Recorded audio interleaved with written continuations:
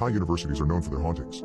I just went to one. At a university where my team was going to have a swim meet, a girl was unalived inside her dorm. A thread on pantip.com, a Thai version of Reddit, claimed that her spirit roams the female dorm's 6th floor. Once we arrived, my teammates and I were shocked that we'll be staying on the infamous 6th floor. When we got up there, our rooms were pretty and nice. Each room had a big screen TV and a mini fridge next to the bed. We were country bumpkins and had never seen anything like that. On my way back from practice, I reached the dorm before my friends and wanted to take a shower first, so I used the elevator to go up alone. Inside, the lights went off. It got stuck.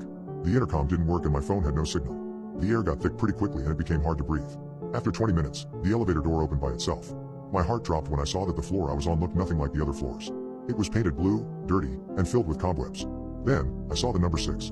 I realized that this was the original 6th floor. I rushed to the fire exit door. I pushed, but it won't budge.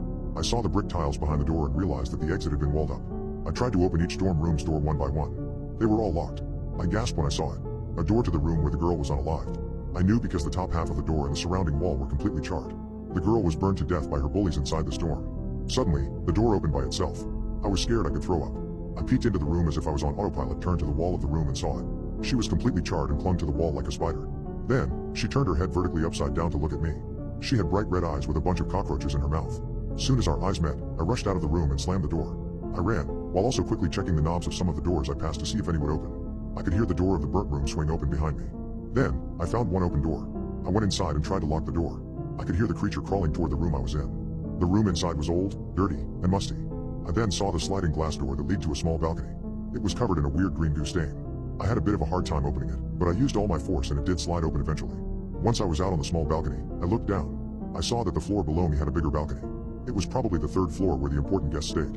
It had a table and chairs on it too. So, if I was on the old 6th floor, then that's 3 stories fall onto that balcony. I remembered a girl who was my senior who fell from her 2 stories house and broke her ankle and could not walk again, let alone swim. I weighed my options, then suddenly I heard a fast scratching noise from outside the door. I realized I needed to move. So I ripped out the mattress from the bed. I got a surge of adrenaline or something, but I just threw the mattress down on the balcony below. The mattress crashed into the coffee table and chairs of the VIP balcony. I then threw blankets, pillows, and anything soft I could find in the room that I hoped was going to cushion my fall. Suddenly, a woman came out of the balcony on the VIP floor and looked up at me. She asked me what I was doing. When she realized I was going to jump, she yelled, "Wait, don't." I heard a loud bang behind me like a door was burst open. I didn't turn to look, I just maintained eye contact with the woman below and yelled, "Catch me," and jumped. I could feel something coming from behind me, and something sharp did make contact with the back of my shirt, but I was able to escape. 15 minutes later, I had to watch my coach apologizing profusely to the dorm manager as if I did something wrong. What bothered me was that they all believed me.